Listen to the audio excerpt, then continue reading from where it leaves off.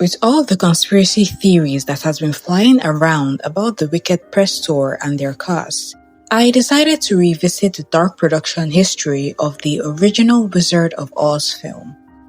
The Wizard of Oz was made in 1938 and 1939, a period when movie sets operated under very different rules. Safety standards were weak, studio control was strong, and the health of actors came second to the goal of finishing a film on time.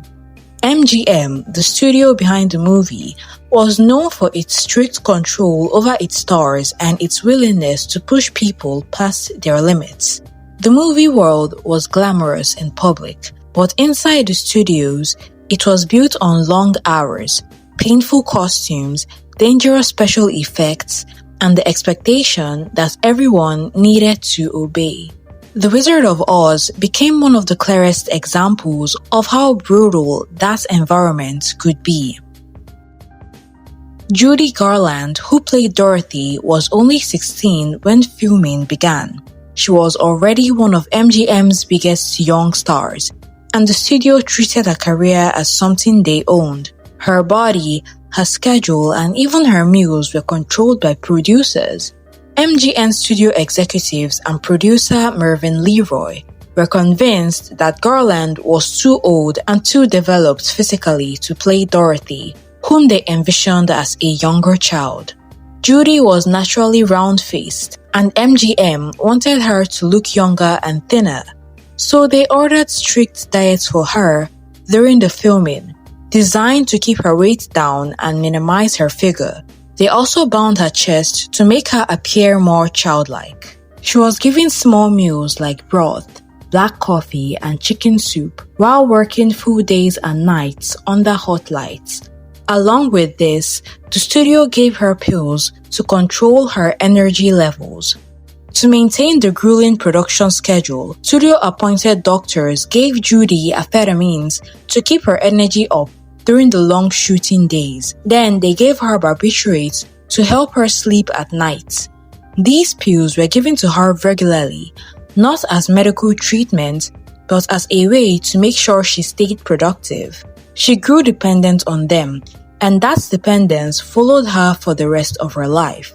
This cycle of uppers and downers, all sanctioned and provided by MGM's medical staff, was how a 16-year-old girl was kept working 12-hour days, 6 days a week. The studio saw nothing wrong with chemically manipulating a teenager's body to extract maximum performance. This pharmaceutical manipulation continued throughout Garland's time at MGM and contributed to the addiction problems that would plague her entire adult life. The pressure placed on her was intense. The studio demanded perfection, so she repeated scenes again and again, sometimes to the point of tears. Garland also endured verbal abuse on set. MGM studio executive repeatedly called her names and criticized her appearance. The hostile environment, combined with the physical demands and chemical manipulation, created conditions that no child should have experienced. Judy's experience on set shaped her adulthood and left her struggling long after the movie was finished. Bolger, who played the Scarecrow, endured a different kind of suffering. The Scarecrow costume included a rubber mask that fit tightly over Bolger's face, with only small openings for his eyes, nose, and mouth. His costume was made of layers of burlap and other rough materials sewn tightly to his body, leaving little room for air to flow. The design created the look of a scarecrow, but it caused the actor's skin to become irritated and raw. The heavy burlap costume, combined with the intense heat from the Technicolor lighting, created a sweltering environment.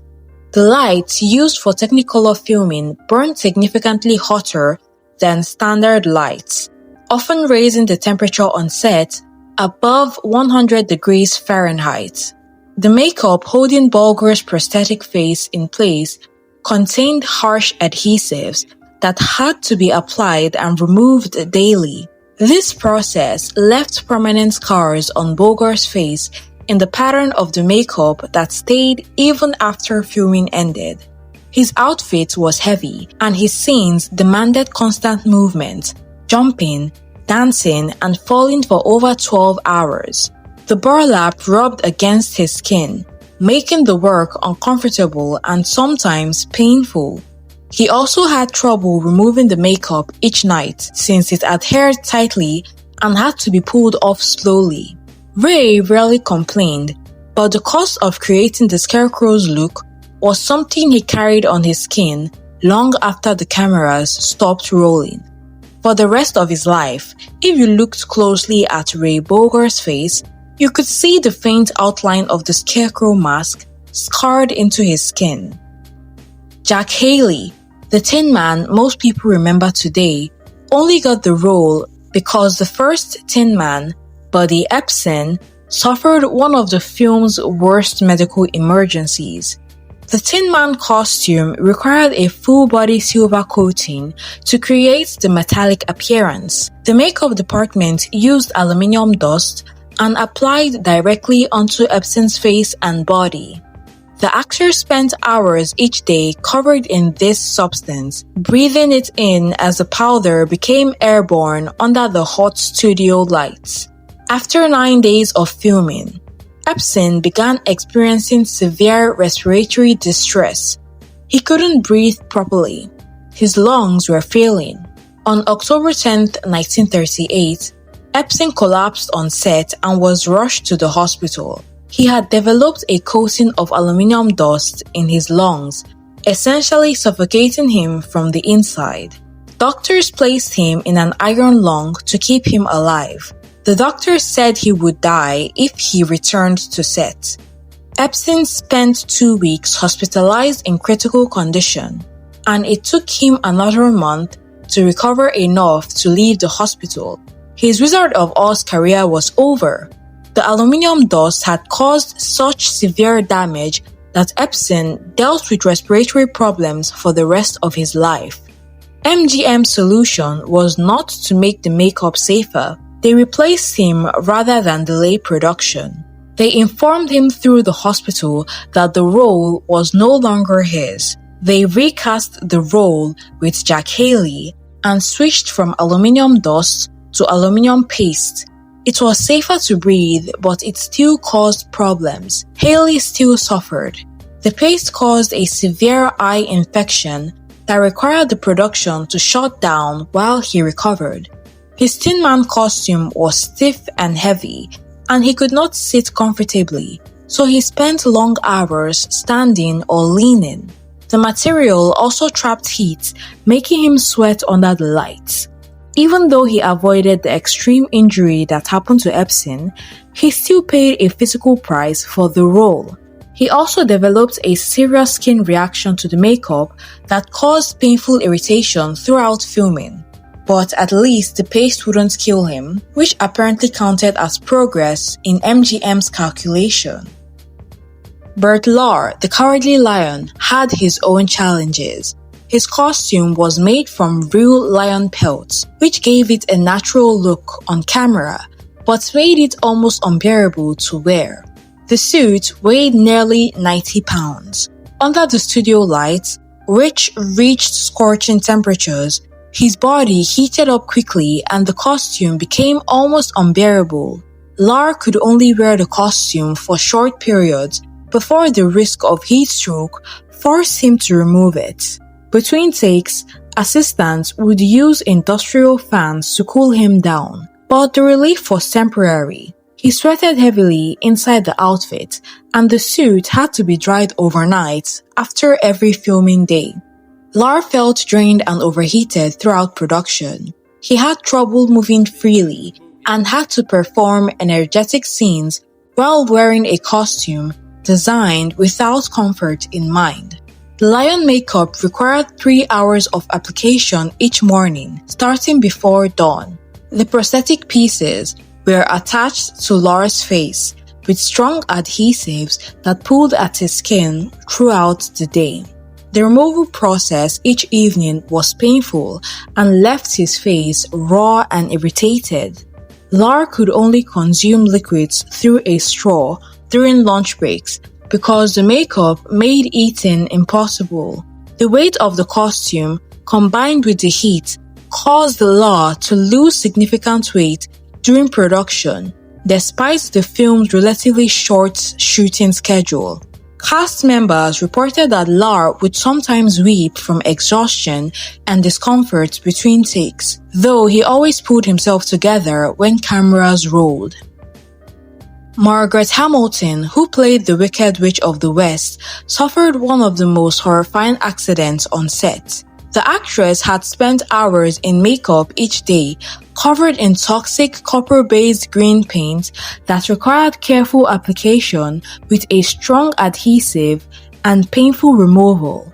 It burned her skin enough that she could not eat during the day. She lived with the painful irritation throughout filming because the makeup team needed her to keep the look consistent. On December 23, 1938, Margaret prepared to film the scene where the witch disappears from Munchkin land in a burst of flames and smoke. The effect relied on an elevator platform that would drop Hamilton through a trapdoor, while fire and smoke created the illusion of her vanishing. During the take, the timing mechanism failed catastrophically. The flames erupted before Hamilton had fully descended through the trapdoor, engulfing her in actual fire. The copper paint on her face and hand ignited. Hamilton's face received second-degree burns, and her right hand was burned so severely it suffered third-degree damage. The flames scorched her eyelids, her chin, and the bridge of her nose. Her screams brought the entire production to a halt. The injuries were so severe that she had to stop filming for several weeks. Hamilton spent 6 weeks recovering in bed, unable to work, living on a diet of liquids because her facial burns made eating solid foods excruciating. The green copper makeup had bonded with her skin during the burning, making the injury even more agonizing. When she finally returned to set, she refused to do any more scenes involving fire again. MGM assigned her a stunt double, Betty Danko, to film the witch's skywriting scene. During that shoot, the broomstick prop, which was designed to emit smoke, exploded. It blasted onto Betty's body, causing second-degree burns. She too was hospitalized and could not continue filming. Despite these accidents, production continued as if these were expected hazards of movie work. The fire that injured Hamilton wasn't the only instance of dangerous pyrotechnics on set. The production used real flames, real explosions, and toxic smoke effects throughout filming, all in the enclosed space of a soundstage. No modern safety protocols existed to protect performers from these hazards. The studio prioritized getting the shot over protecting the people in it. Even the small actors who played the Munchkins faced struggles. The stories about them are often exaggerated, but the truth is that many little people actors were not treated with respect by the studio system. Their pay was lower than the adult actors even though they worked long hours and performed physically demanding scenes. They shared cramped changing rooms and had little privacy. Some of them recalled feeling overlooked and undervalued, even though the film depended on their presence. Their treatment was not as violent or dramatic as other cast members' experiences, but it reflected the inequality that was common at the time. The makeup used on many actors was harsh. The heat from the Technicolor lights made the chemicals in the makeup feel even more intense. Some performers developed rashes and irritation. The lights themselves created a heat that was uncomfortable and exhausting. The filming days were long, often running past dinner hours. The studio expected everyone to push through fatigue. There is also the story of the flying monkeys. The wires that lifted them off the ground were not always reliable. Several actors playing the flying monkeys fell during the scenes, though none of the falls were fatal or permanently damaging. Still, the risks were real, and the actors had little protection. They wore heavy costumes and had to perform in mid-air while trusting equipment that was far from modern safety standards. Terry, the cane terrier who played Toto, also suffered an injury during production.